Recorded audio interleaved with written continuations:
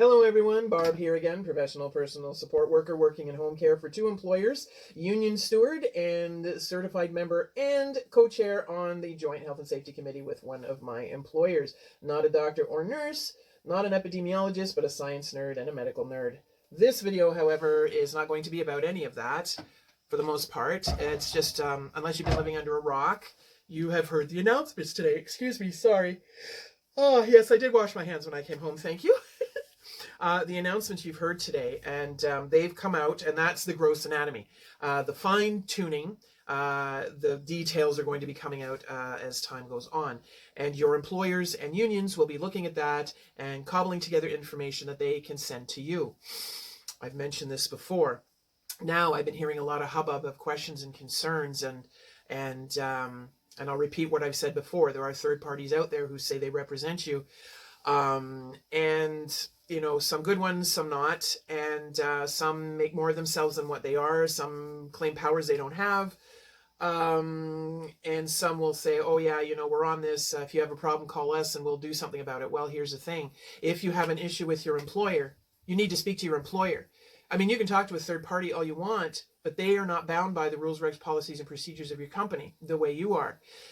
See, here's the thing. If you are unionized and you have an issue, and you come to me with it, the first thing I'm going to ask you is, what did your supervisor say? And if you say you haven't spoken to your supervisor, then I just say, sorry, can't. You have to go through the proper chain of command, which is going to your supervisor first. And if you don't get an answer, in our case, in 2 business days, you go to the one above. If not, then you come to me.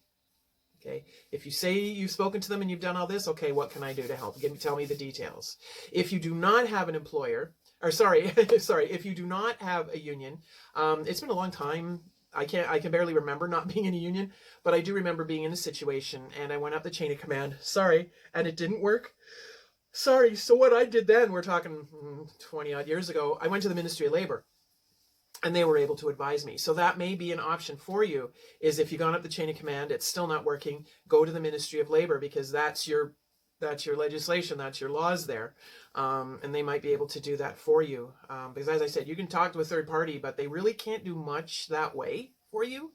So yeah, and the employers and the unions are looking all of this over, and as time's going on, they're cobbling together their information, and they will be getting it to you through either your personal email or your work device email. Read those emails. Like, a lot of people are like, just another one from the company. Well, read it. Because a lot of people, they're like, whatever, and then they'll have questions which were actually answered by the email that they deleted because they didn't bother looking at it. So read it, print it out if you need to, if you can.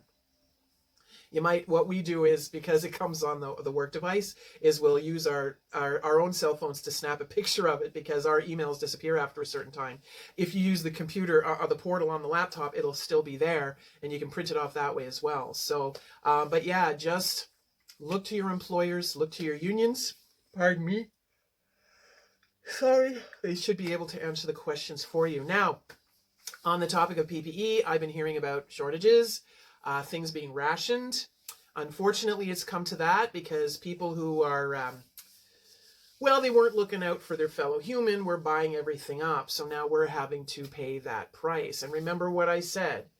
If they go to send you into someone who has it, has been confirmed, you can refuse if you do not have the proper personal protective equipment or PPE, because you do have the right to refuse work you think may be unsafe. So remember that. If you do have the proper PPE and you still refuse, that will be a matter to be dealt with afterwards.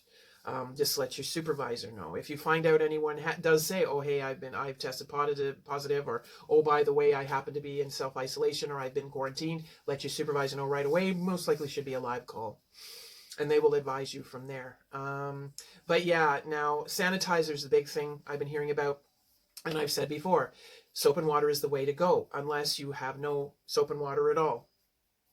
Then you use the sanitizer. So it needs to be used sparingly that way, because those people bought it all up. There's not enough for those of us who need it. There's a special place in heck for those people.